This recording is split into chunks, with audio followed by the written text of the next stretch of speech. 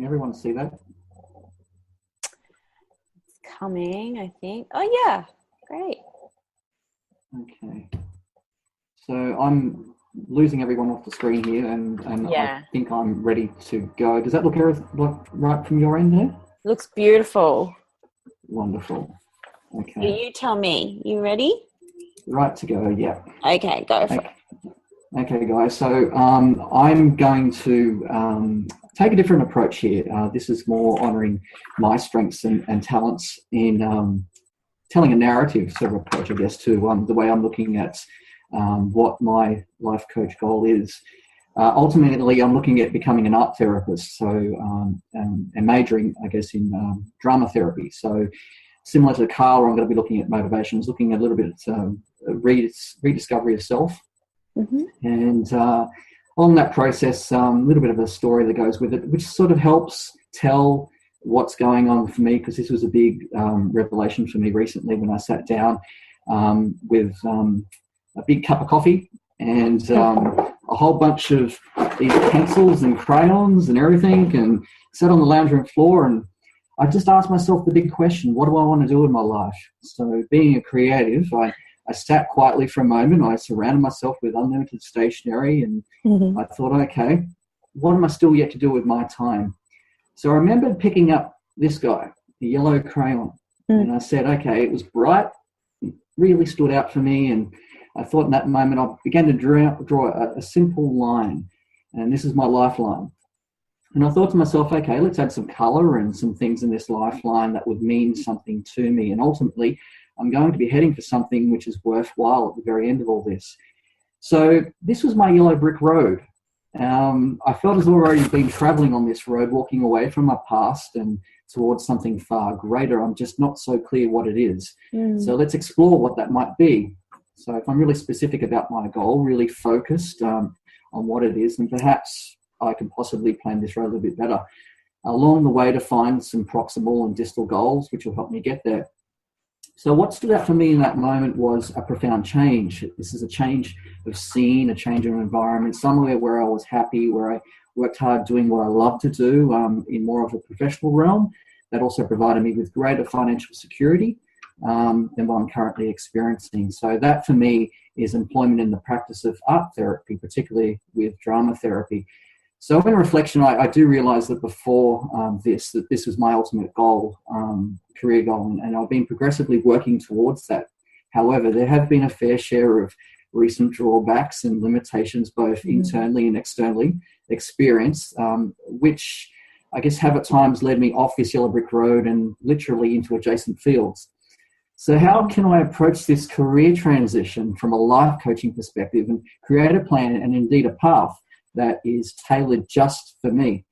So initially adopting a holistic approach and guided by the 6 principles of life coaching as defined by Parslow and Lieben, I firstly explored a definition for my life purpose in an attempt to better understand myself and thinking about what my family and my friend would say or write about me long after I've passed. So utilising the Myers-Briggs type indicator, rediscovered my INFJ personality type, which is an acronym for introverted, intuitive, feeling and judging. And it's a type which is also known as the advocate. So doing this brought back into my focus the personality traits that I see in myself, such as acting with creativity, imagination, conviction and sensitivity, whilst being quite capable of taking concrete steps to realise goals and make a positive, lasting impact on others around me. So within this description was also a definition for the INFJ purpose in life, being the advocate's contribution to the betterment of others. Indeed, this has been communicated directly to me and indirectly by people close to me in my personal life. In recent times, I've used the Johari window tool in capturing these observations in an effort to further develop my open self. So once I captured a fresh definition of my life purpose, I investigated the second principle for life coaching, which recognises the positive psychology approach.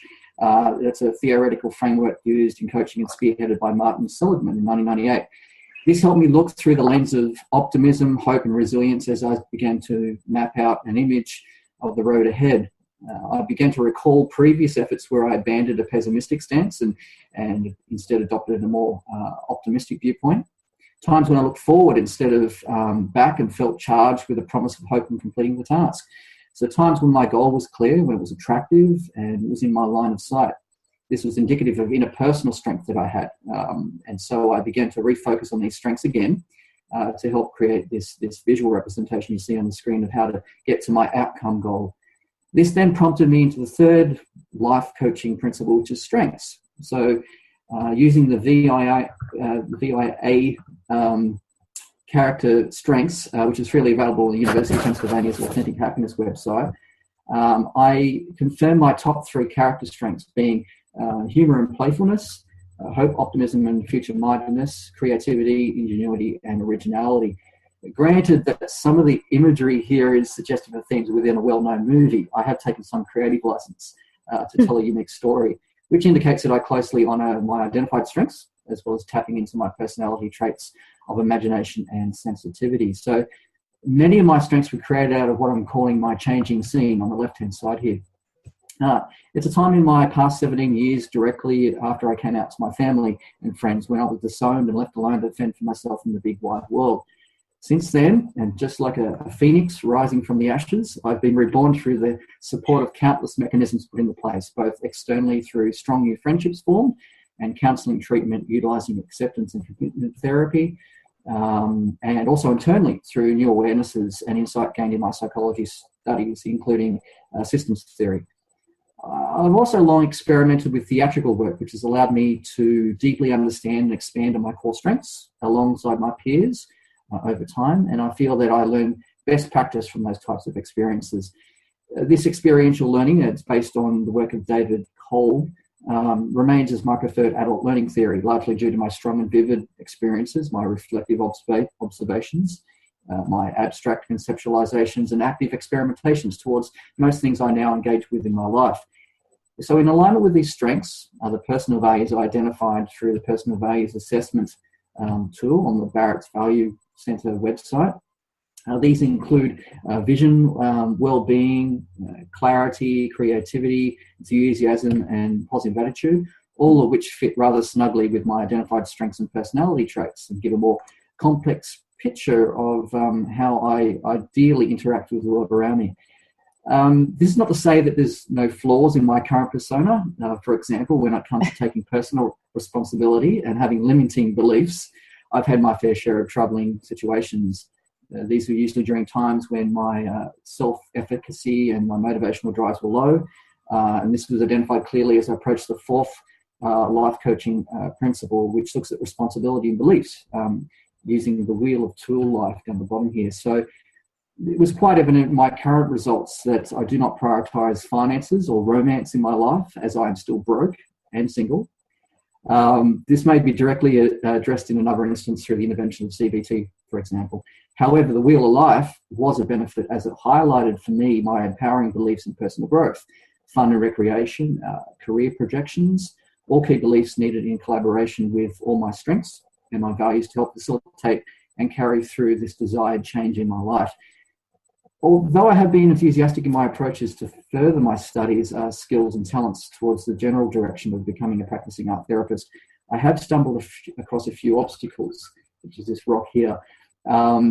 So along with positive enthusiasm comes a lot of engagement in activities, often activities that aim to help serve other people. Yes, this honours my life purpose identified with the Myers-Briggs type indicator. However, these engagements often take up the majority of my time which can be better utilised in the thinking to lead towards my own personal goals.